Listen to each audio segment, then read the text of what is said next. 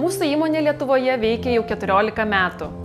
Pagrindinė veikla – degalų pervežimas į degalinės Lietuvoje.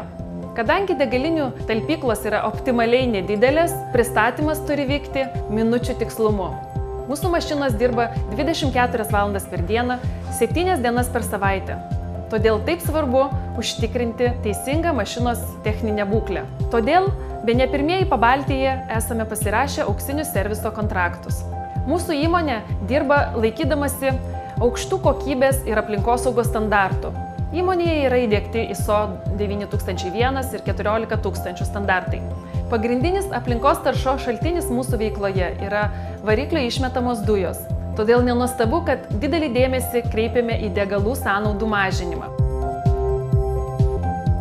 Transporto versle išlaidos degalams iš tiesų sudaro liūto dalį, todėl nuolat ieškome būdų, kaip jas sumažinti. Kreipiame didelį dėmesį į vilkiko komplektaciją, nuo variklio iki padangų ir programinės įrangos. Mes jau nuo 2009 metų naudojame Volvo Dynafleet sistemą, kuri leidžia analizuoti kiekvieno vairuotojo darbą.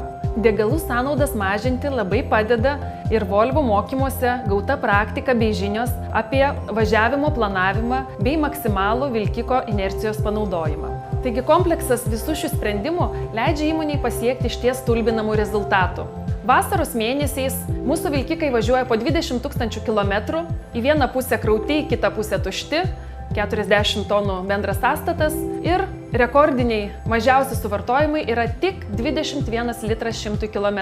Lengva suskaičiuoti, kiekgi galime sutaupyti, kai vairuotojai taupiai vairuoja. Kai degalai kainuoja 1 litras 1 eurą, tai sumažinus degalų sąnaudas 1 litru 100 km sutaupame 200 eurų per mėnesį. Mūsų vairuotojai dirba kiekvieną dieną taip, tarsi dalyvautų ekonomiško vairavimo varžybose, nes mums svarbus kiekvienas lašas.